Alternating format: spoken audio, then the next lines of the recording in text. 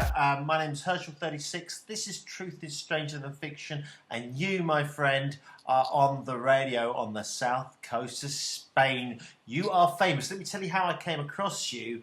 I know Jeff Berwick. I had some colleagues at the Anarchapulco conference that took place in Mexico in February. Sadly, I didn't manage to get my white ass out there, but you were there. And Jeff told me about you. I'm into music and film and radio, of course. I reached out, and you have very kindly agreed to have an interview. How the devil are you? Doing good, man. Happy to be here. So, would you be kind enough just to give the listeners, hang on, let me turn that off, give the listeners a little bit of an introduction to who you are, what you do, and why it is you were in Mexico? Well, I'm a film director, and I have done 2 features. The first one was a documentary called Lord of the Freaks, and the second one that's kind of soft release now is called The Atlantean. And for some reason, I'd say it was October 2013. I had a lot of changes in my life, and I just started to question everything and really think about why I was in the situation I was in and what brought me there from the very beginning, from my childhood. And this sort of journey led me to Berwick, just by pure serendipity. I saw a video of his online, and his video was the one that really sort of pushed me over and made me realize that I was what I would call myself a voluntarian. And so that from that just sort of garnered a relationship, because I was in Hollywood, and I was able to get to him, and we just went back and forth for about a year and a half, and eventually I made it down there. He said, we were talking about me going down there to Anarchapulco, and it was there again with serendipity, because the film Lord of the Freaks, the subject of that film is this eccentric billionaire. He's actually a Greek, and he bought the technology to the hologram technology. Now, are you familiar with the Tupac hologram that was at Coachella a couple years ago? No, I'm not. Tell me about it. Well, it was a big deal. Snoop came out and performed. Tupac Shakur came out and performed with Snoop Dogg, but Tupac was a hologram. And this guy went and bought the technology. So that's sort of the climactic. I don't want to give the film away, but we like in our film, what was sort of the climax was Jimmy Kimmel. We did a hologram of Jimmy Kimmel. It was the first time in television history that Jimmy Kimmel had done a performance live in LA and then hologrammed himself to, I think it was North Carolina. And so what ended up happening was we ended up getting a hologram gig in Acapulco. And so it was like, whoa, dude. So I went down there, did the Entercast, had a blast. The conference was amazing. Acapulco's amazing. It really is. He's not lying. It really is kind of Anarchapulco down there. It's very free. Have you ever been? I've never been, and man, I want to go, man. I really want to go. It sounds and looks and feels fantastic. It's a magical place. It really is. It's a magical place. I mean, it's cheap. People are, a lot of people in Latin America generally are pretty happy. It's much freer down there, just in general, all over, whether you get Costa Rica, Guatemala. Some of the South American countries are a little tighter, but Mexico's pretty good. There's spots in Mexico that are a little hairy, but Acapulco's down there in the deep south, and they're kind of doing their own thing, and it's wide open, man. Everybody's so happy. So friendly. It's really, the market's free, so everything's really reasonably priced. It's easy access. The beaches are incredible. The food's delicious. The women are good. It's just a place. I could live there if I could figure out how to make a living there. Well, that's the thing, isn't it? That really is the thing. I know Jeff's talking about being what's the term when you don't pay any tax, an You're talking independent. about, Go on. yeah, it's an international man. I know you're talking about. Yeah. Yeah, it's called it's some form of traveller, and you're not. Perpetual traveler. That's Perpetual right. traveller, that's right, and you're not associated with any particular country, Right. but you pay your taxes in a country that has no taxes. And believe it or not, people, there are countries where you don't have to pay any tax. And if we and I'm paying tax, and guess what? My tax is used to go and bomb Syria, and that is not something that I personally am up for. But still, this whole Mexico thing, man, it sounds delicious. Well, man, even if you're interested in that whole area, I got to tell you, Mexico would be great. Costa Rica is absolutely amazing. I mean, it's one of the best places. I mean, it might be the best country in the world. If you've ever been to Costa Rica, it's freaking incredible. Guatemala's, I mean, everywhere down there. Central America's especially is really wide open. There's a lot of opportunity. I mean, if you can get down there and get yourself in there and get your thing going on, and you can do your internet business, you'll be loving life. Well, this is true. Sadly, from a personal perspective, but also luckily, I'm a father, so I've got two Spanish children. So that kind of ties me to one place. But I've been thinking about South America for a long time now, and I speak a little bit Spanish, so I can get away with the language as well. However, making money is one thing. Now you're making films. I know your background. You haven't been a filmmaker for very long now. Are you a director, a producer? Are you funding it? I'm assuming all your films are independent. Just give me a little bit of background about who you are and where you come from, because it's very, very interesting, people. Okay, so if you go back, say, to the early 2000s, I was in Atlanta, and in '97. Going back a little further, I started a parking management company in Atlanta. Okay. I built the company up, and we had about 40 employees. And I'm going to sound like a crazy person, but so then one of the guys working for me was in film school. And for some reason, I was writing a script at the time.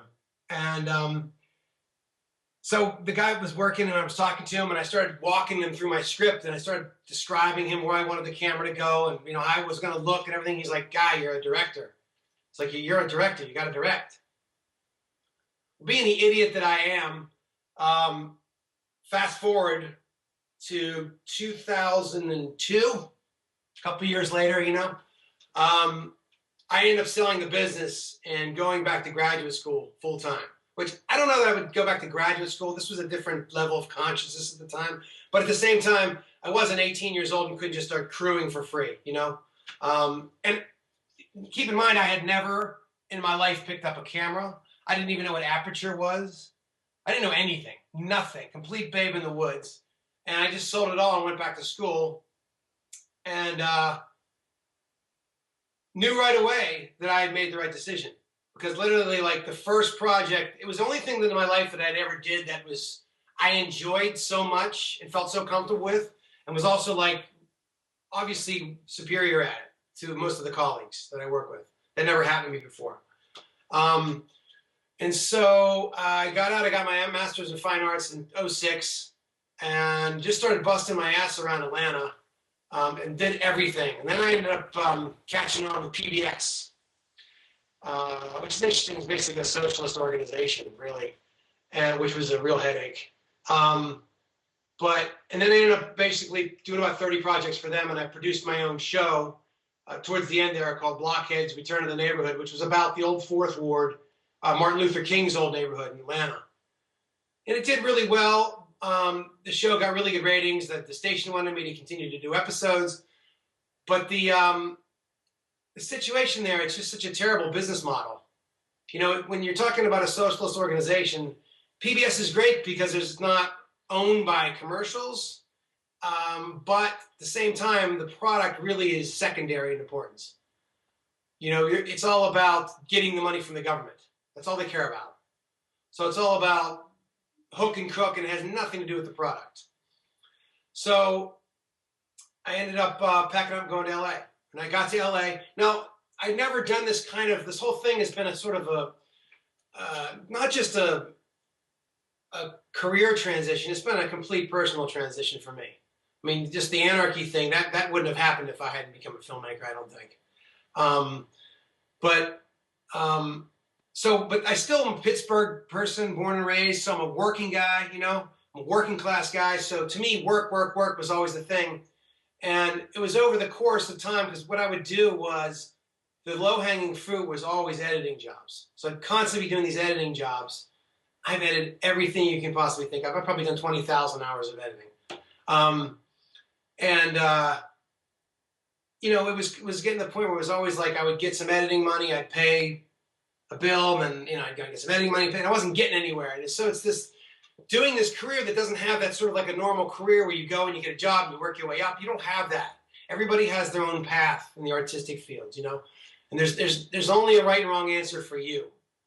So I made a decision. I worked on this project called Firsts for Funny or Die, and I did this episode called Meet the Parents. It had a guy named Troy Ruptash, who plays Mark Maron's brother in Maron. And another guy named Jim Shanklin. He's one of these actors that you've seen in a million things. He's on Weeds. He's on Hell on Wheels. And the makeup lady was the makeup lady for David O. Russell. David O. Russell directed American Hustle. He directed Silver Linings Playbook. You know, he's a great director. And we were working, and we really got along. And she was like, "Ian, you're doing really good." And she's like, "I can tell you what David O. Russell was an editor as well, and he just made a decision. Fuck it, I'm not editing anymore. I'm a director." And so from that, I evolved into that. And at the time I was working as a post-production supervisor at a studio in Beverly Hills. And that was when they bought the hologram technology. And it was this crazy studio. It's this eccentric, he calls himself an eccentric billionaire named Alki David. He's the heir to the Coca-Cola bottlers for Europe. They're called, what's the name of their company? I can't remember the name of his company. But just multi-billionaires. And he's crazy. I mean, I love the guy, but he's absolutely crazy. He's a good guy. He's crazy. And I was like, this is a film. And then they bought that hologram technology, and I was like, I got my ending. And I went in and I pitched it to them, and they bought it, and then they funded it. I produced it, but there's different kinds of producers. I produced it from a standpoint of getting the product done. They produced it. There's producers that produce the money. I didn't do that. And it was about a year and about 14 months of a lot of work, a lot of effort, a lot of interviews. And then we ended up having the premiere screening at the famous Egyptian Theater there on Hollywood Boulevard. It was a packed house, red carpet. It was kind of a trip, you know. I mean, 6 years earlier, I just got out of grad school, you know, and went to grad school, never picked up a camera, and there I am standing on Hollywood Boulevard, you know. And believe me, I'm no spring chicken. Now I get out of grad school, I'm 36 years old. I'm 42 when I get to LA. So it was pretty cool. It was pretty awesome. Yeah, it's really inspiring, actually. I must say, I haven't watched Lord of the Freaks. I've watched the Atlantan, but you know, that whole story is just amazing.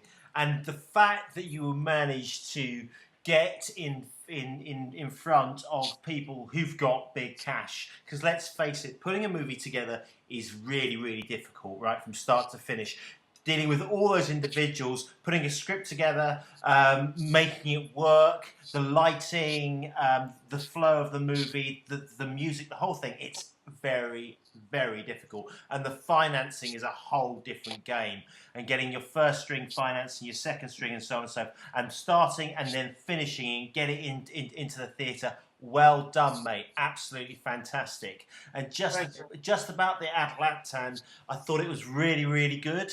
And I thought your leading actor did a fantastic job. I understand from what you've told me, it was quite a personal film.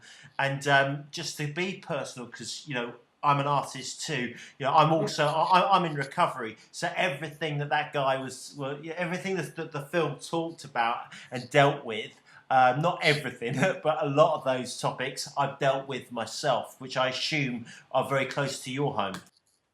So what were you involved with? What do you mean? What does that question mean? like when you were in recovery, what were you recovering from? What were you doing? Drugs and alcohol. Which drugs? Oh, I, the better question is, which weren't the drugs?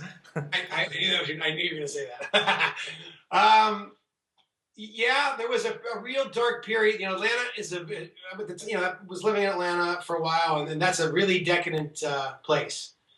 And it was like a catharsis from that. Yeah, I never went into recovery or anything, but I definitely was abusing myself for a while there. And the crack cocaine part of the film. Now, that wasn't really ever a problem, but crack cocaine in Atlanta is a major epidemic, and nobody talks about it. It's like the dirty little secret. And literally, I could fly into Atlanta, Georgia, as fast as I could get a cab to certain locations. I could have crack in my hands.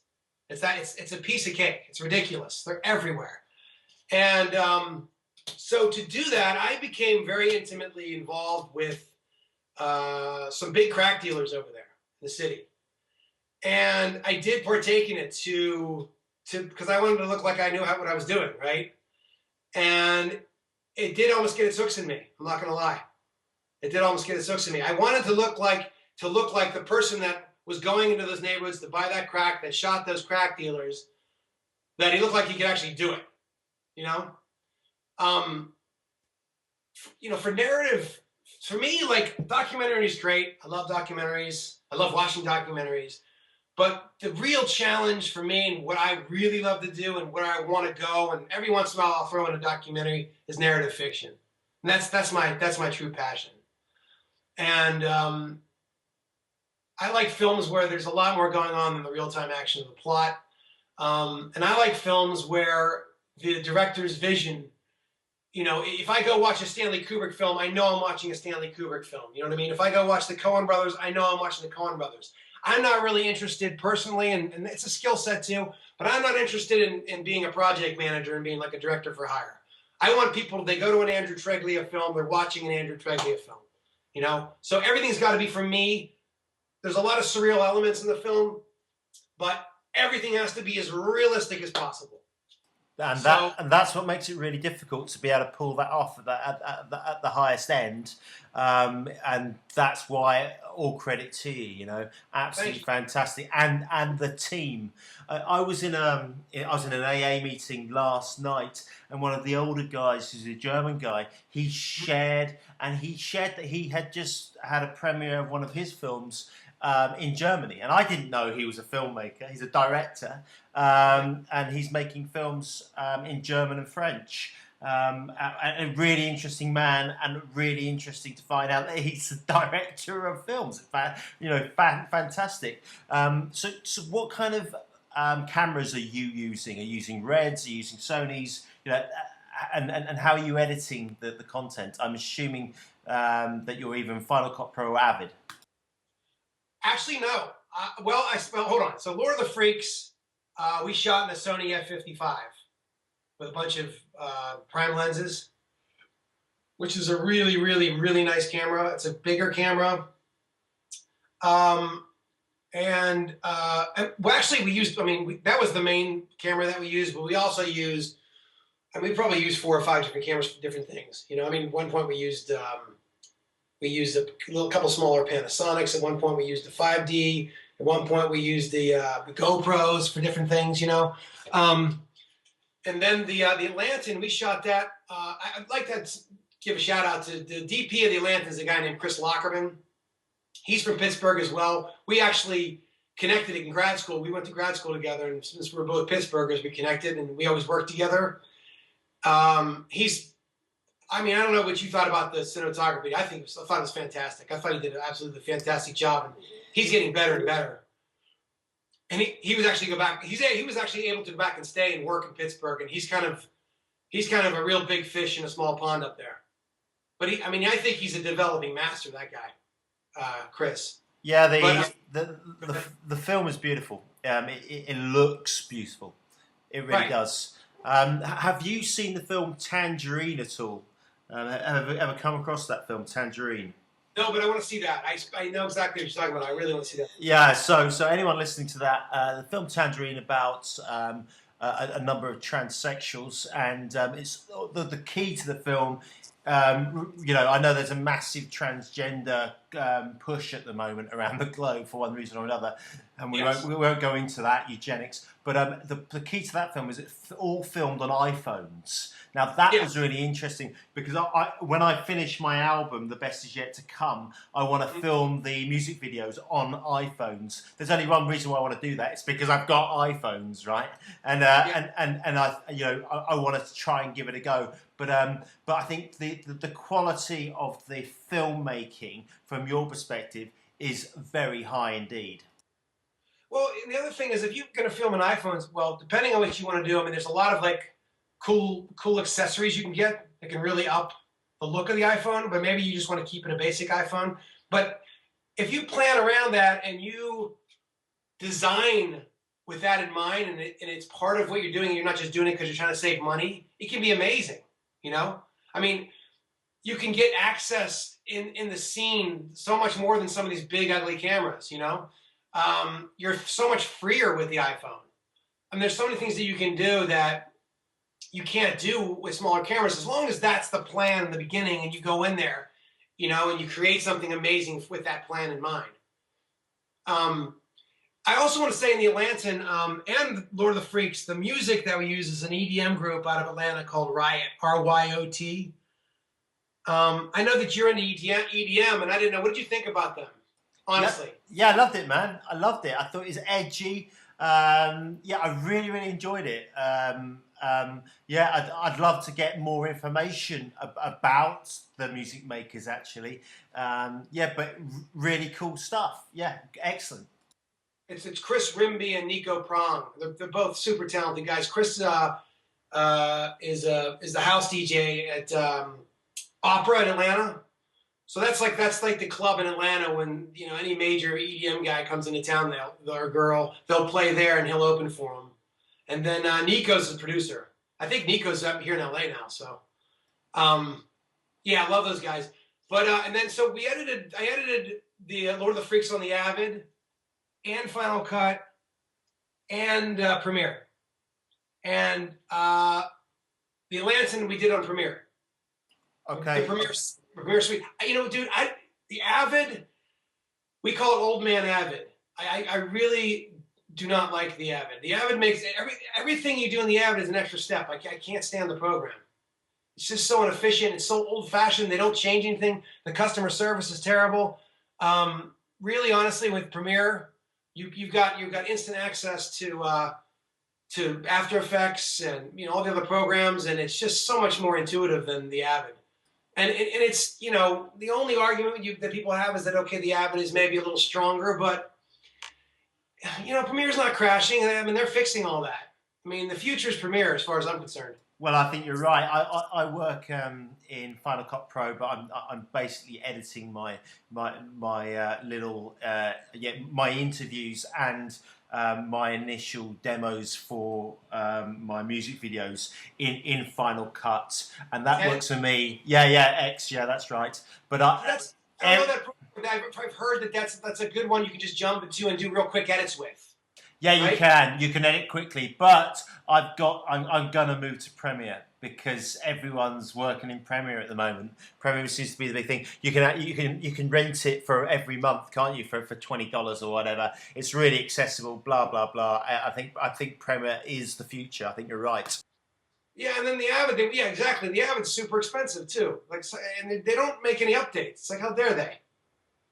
It's a bit like Pro Tools. Pro Tools being the home school for the professional DAW for music recording. Whilst I've worked in Pro Tools, that's beautiful for large audio recordings, but I'm working out of the box, man. And so I've moved from Logic over to Ableton Live, and Ableton Live is just the business. So your boys who are producing EDM, they'll know Ableton, or they'll be in Logic, but it'd probably be Ableton, I would have thought, or something like that. Bitwig. I'm familiar with all the things you're talking about. Yeah. I'm not producing EDM. I'm producing something called PEP, okay, which is what I wanted to talk to you about. So I'm producing political electro punk, actually. It's quite edgy. But where do you sit on this? I'm going to use the word. I hate using it, but the truth movement.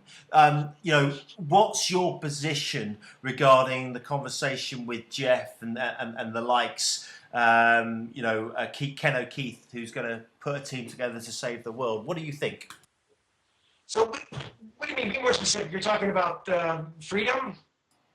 Yeah, I'm talking about, well, the anarcho-capitalist movement in Mexico is all about the financial system and the forthcoming collapse that's going to take place in 2016, 2017. And they say that we're going to head towards a war. There's an American ex-army soldier called Ken O'Keefe who was making a presentation there. And Ken's putting a team together and they're going to save the world, right? And my question is, as a filmmaker and as an artist, what's your political, religious, humanist position about what's taking place around the world right now? Okay, so this is great. I love talking about this kind of stuff. But what's the plan with Ken O'Keefe? What's his plan? Do you know? I don't know. I just know some of the people who are working with him, and they have told me that the plan is they're going to save the world. That's all I know. Good luck with that one. I like that guy. He's interesting. He's a little angry. He's got a little bit of Bernie Sanders in him. You know what I mean? I don't ever put too much stock in people doing too much. I want to see abundance. I want to see peace. I want to see happiness. And I don't put too much stock in that happening coming out of an angry person. That's why I don't put any, besides the fact that his political policies are childish and idiotic. That's why I'm not a fan of Bernie Sanders, because he's Johnny Angry, Where I stand in it, I'm a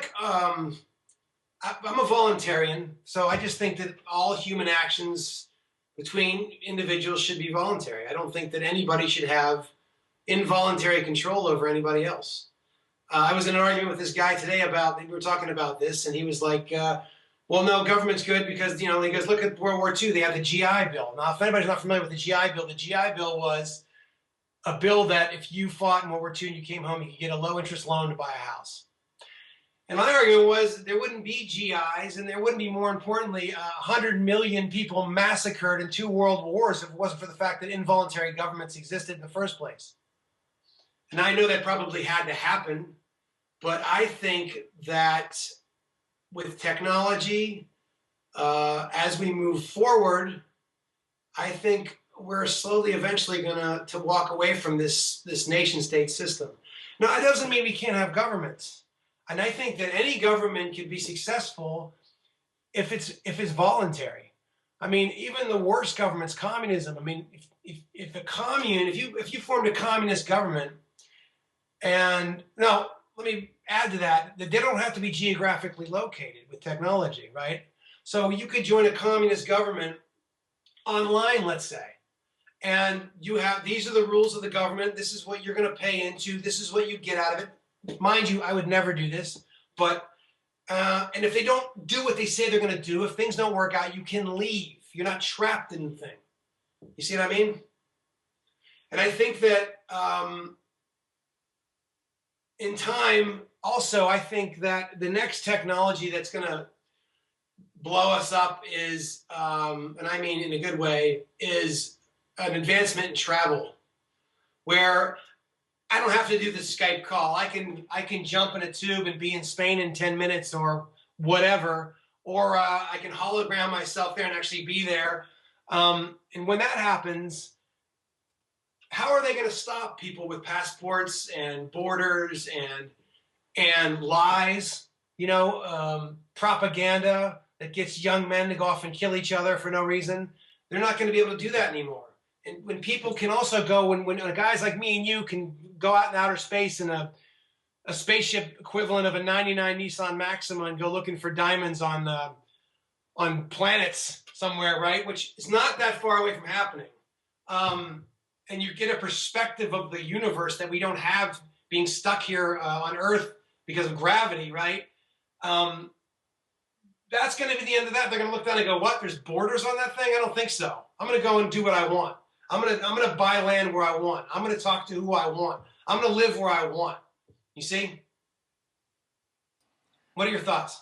My thoughts are that there's that I just think we're being lied to on a very big scale. Okay, so Bernie Sanders, Donald Trump, the idiot who's responsible for for England, David Cameron. I personally think that there's a whole series of decision makers behind the front-facing politics that are pulling the strings worldwide.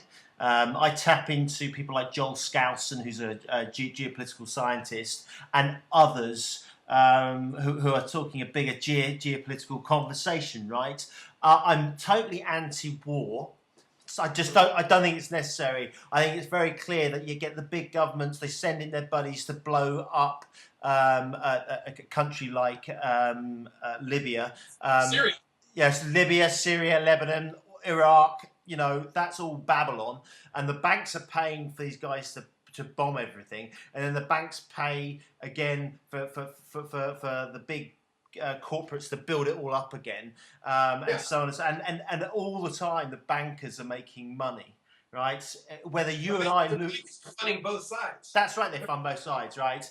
And just to come to the conclusion that money's not real, religion's just divisive, it's not real, and the only real thing that we have actually is art, commonality, and our consciousness, and just getting to a position where there is peace on the earth is going to be very difficult. But I love your idea about Costa Rica, and I love your idea about Mexico.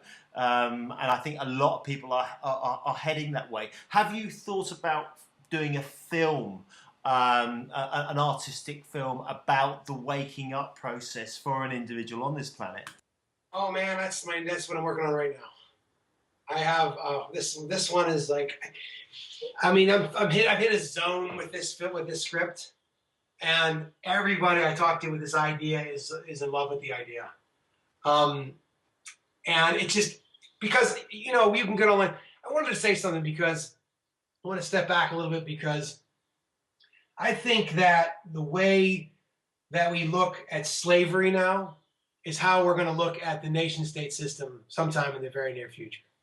And I think that what's going to save us is to be able to get out of this. If we have the level of consciousness as human beings to get out of this way of thinking, with the flags and the borders and all that stuff.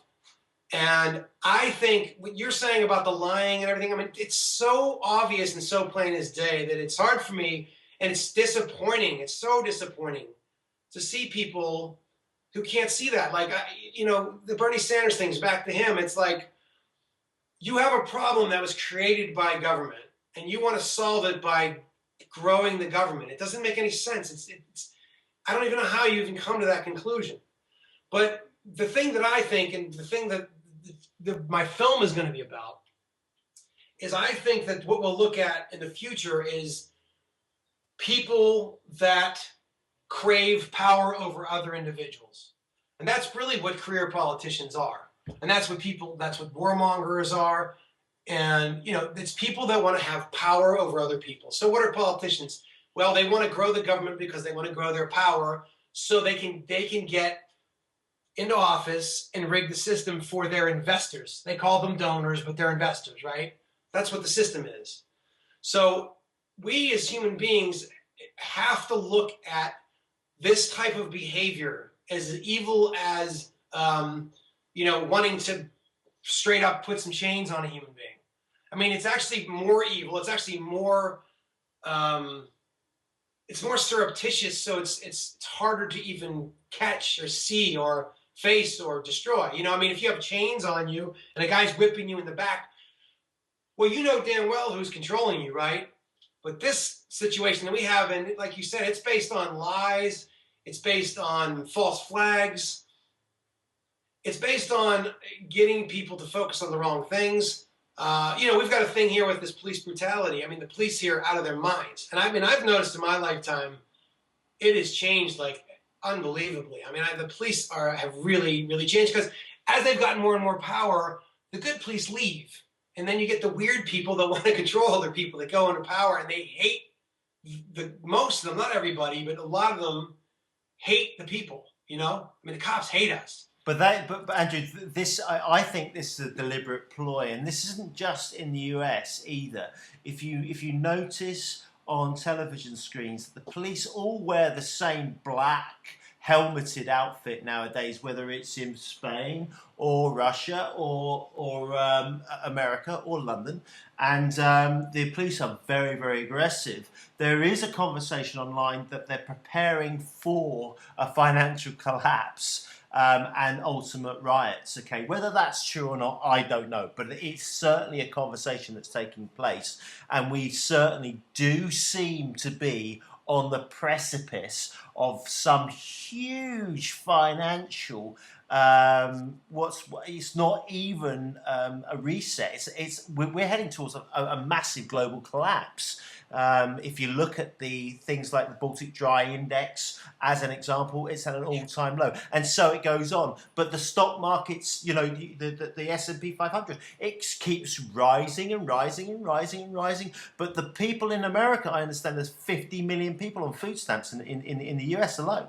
I mean, it's crazy. In Europe, we've got the immigrants coming across from Eurasia. And they're infiltrating all the countries. I was in Greece last year with my family.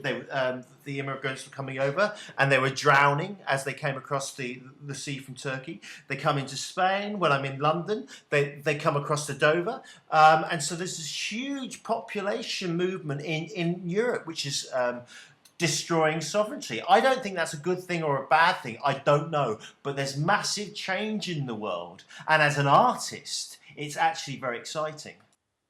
It is, but I want to be clear, because when you say destroying sovereignty, I'm not talking about what they're doing is different than what I'm talking about, obviously.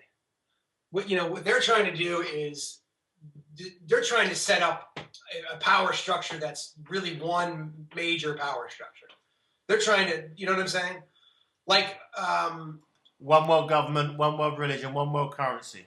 Yes, of course. The currency, yes, that's exactly what they're doing. And they're going to do it through probably the IMF. I mean, they're going to do it through unelected officials. Just like you guys are dealing with in Europe with this European Commission and European Union. These people are not elected officials, but they run your countries now.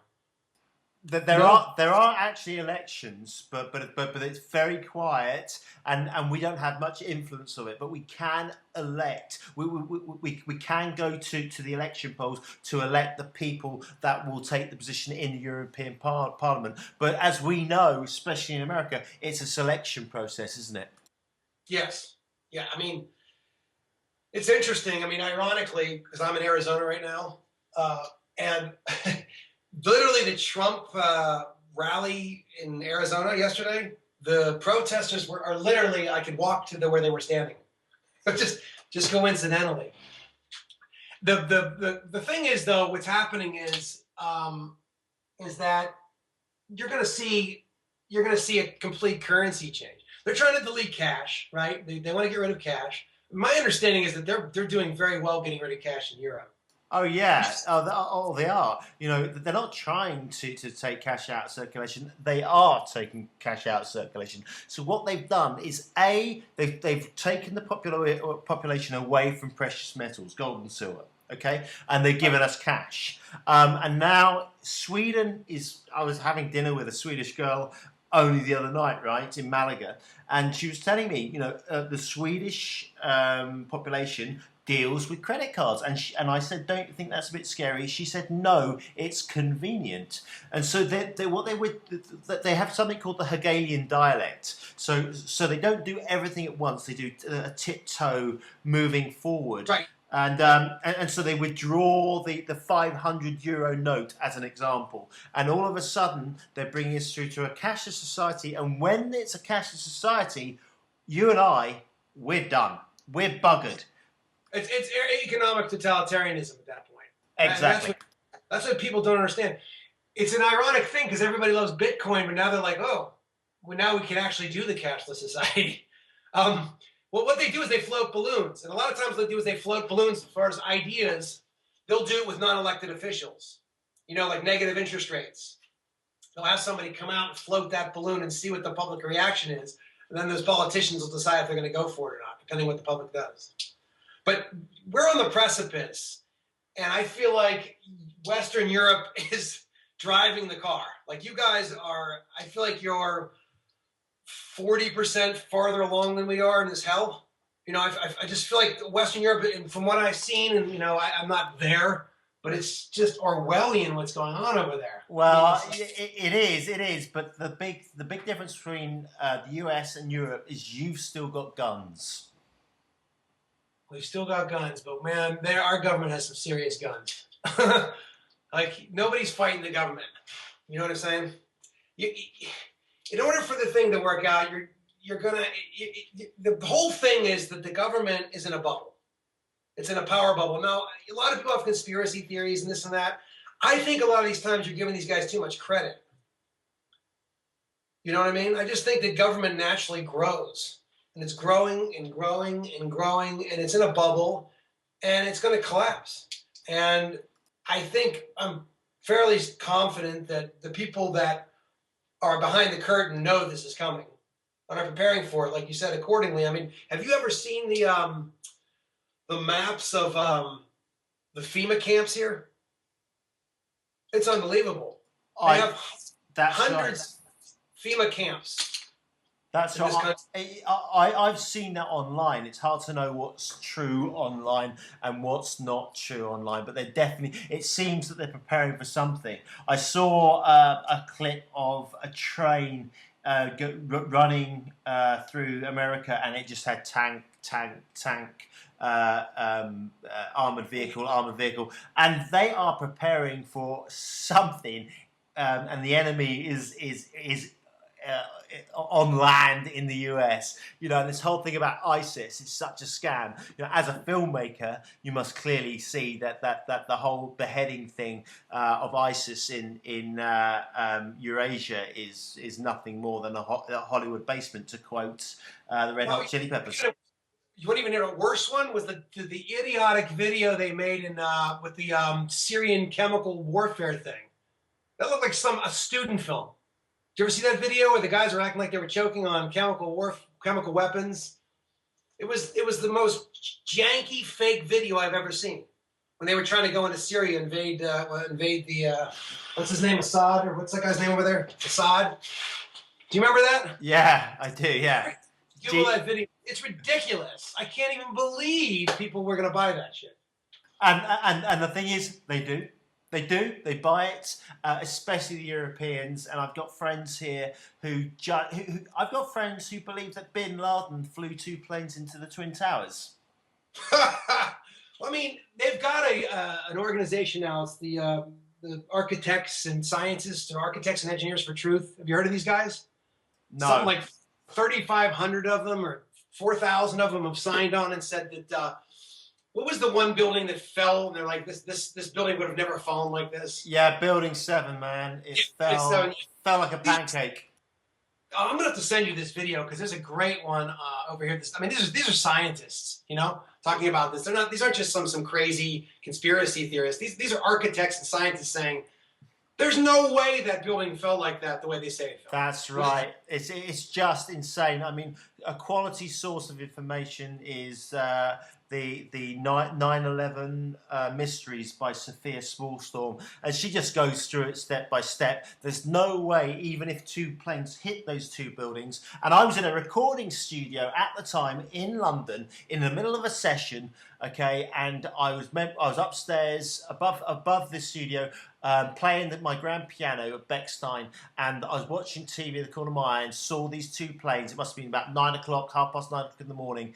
And my son was in his cradle at the time in another room, and I saw these 2 planes go in, and I was, wow, I've never seen anything like that. And within seconds, Bin Laden did it. Next channel, Bin Laden did it. The French channel, Bin Laden. Everyone in the whole world knew that Bin Laden did it, and it's an absolute scam from start to finish. Incredible, incredible how much control this small group of individuals have over this entire population, 7 billion people. So it's amazing what, as you say, it goes back to the hologram technology that you used for your documentary. They can create this stuff from nothing, as you say. In Lord of the Freaks, did you use it in that documentary? Well, we had Jimmy Kimmel's hologram, but you can see that he's a hologram, but you can't really see. You could use a hologram for what you're talking about, but you don't get the effect of the hologram unless you're actually looking at it live. You know what I'm saying? Yeah, I get you, but my point is that all these things can be recreated, and we live in some form of bubble, and I'm not sure what that bubble is yet. Right? I just don't know. All I know is that whatever I've been taught, generally speaking, it's a fucking lie. Well, and the thing is that what worries me is that they're not going to go out without a fight. And what worries me is when we get to the point, and I can speak specifically about the States, is when these cops say, fuck it. Like it's on. You know what I mean? Like when they just say, fuck it, it's on. Like we're not even pretending to put up the facade that you're free anymore. That's what scares me. Because I can see in their eyes some of these guys would just like to start shooting people. And they shoot people all the time. They don't even think. They shoot first, ask questions later. Now there's a facade. We're a free country. If that gets thrown aside, that's what scares the shit out of me. Okay, so Andrew, let me tell you something. Not to cut you off. I did a project for PBS where I interviewed 150 World War II veterans and people that were in World War II. I interviewed people that were in Nazi camps. And I interviewed a lady who was in a Nazi war camp, and she lived in Poland. And she lived in a little village in Poland, and she said everything seemed normal.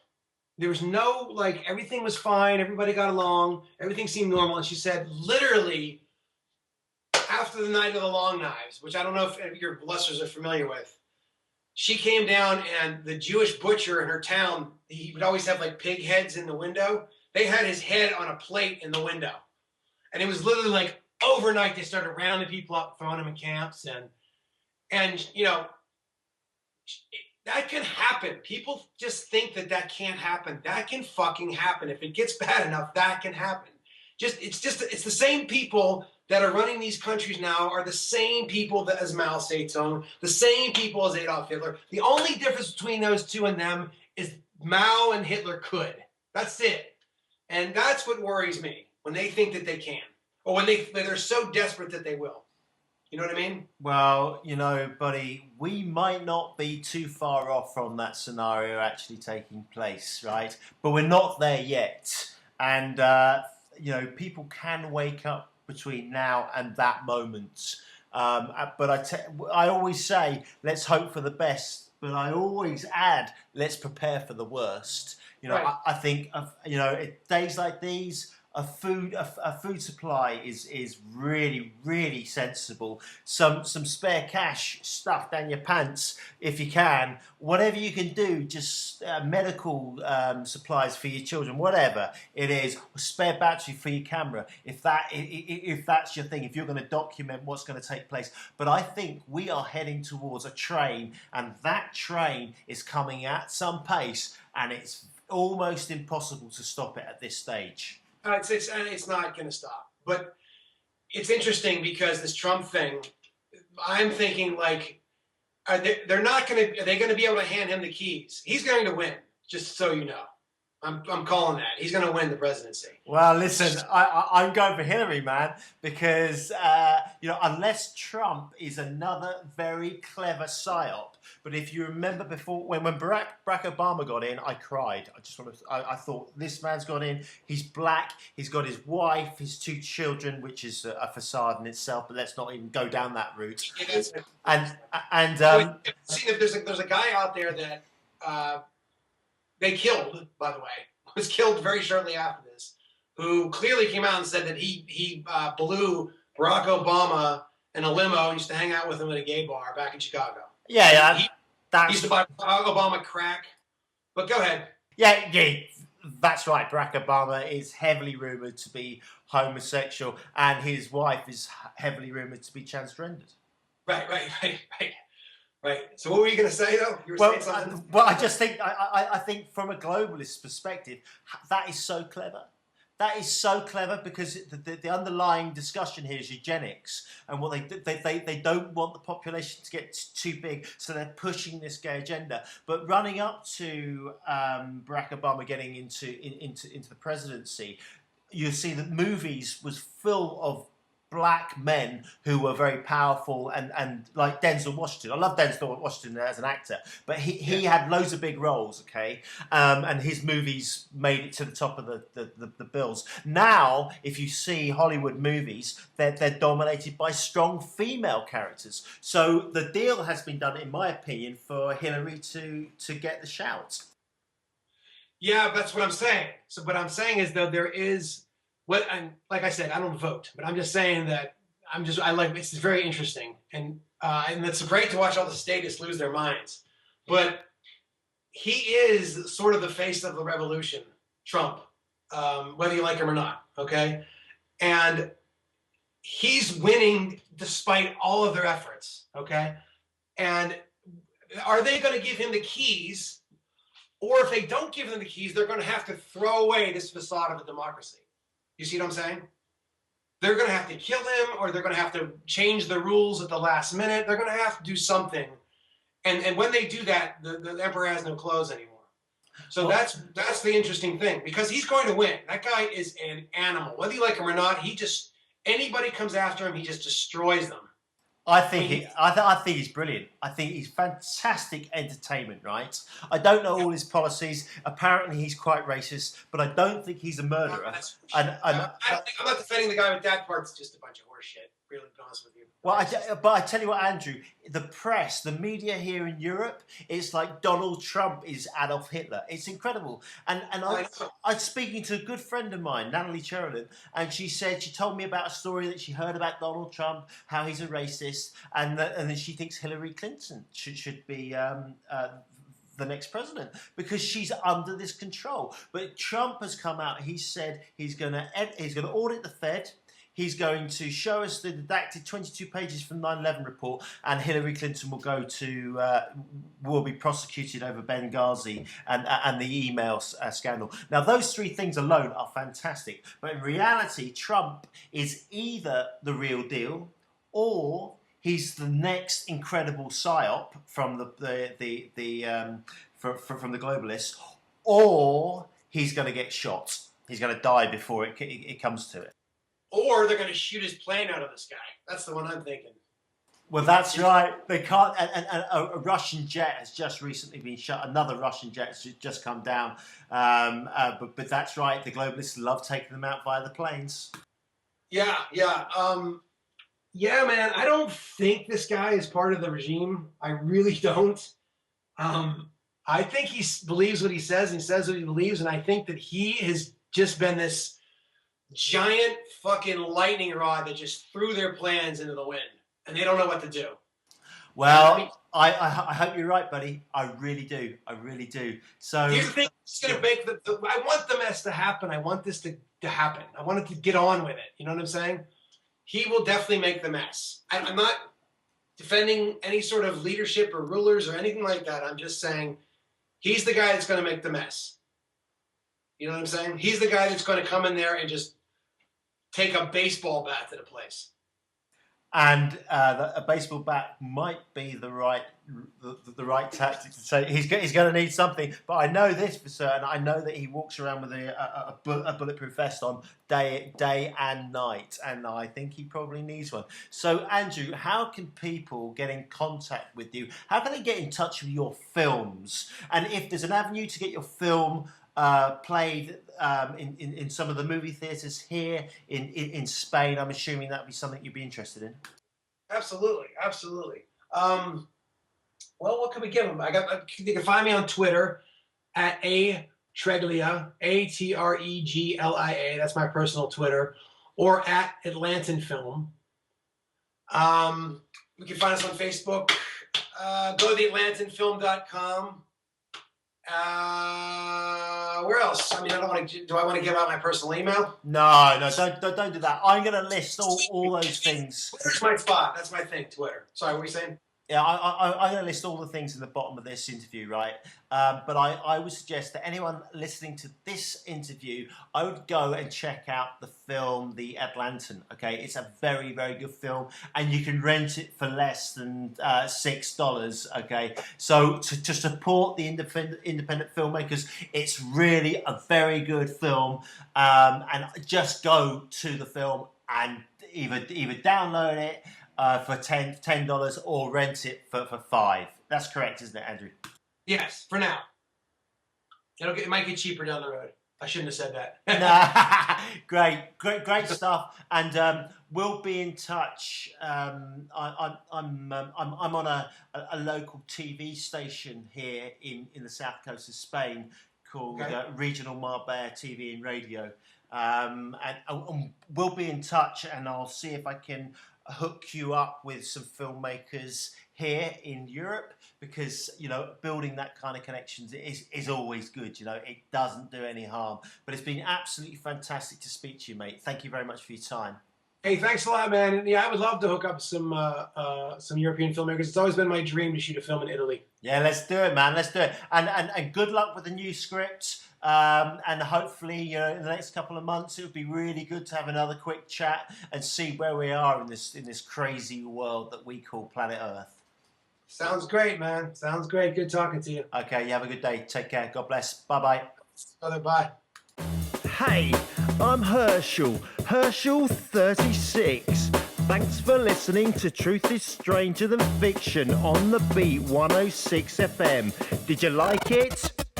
If so, give us a thumbs up and don't forget to subscribe, people! Brought to you by justfinishitrecords.co.uk. Herschel 36, where truth is stranger than fiction.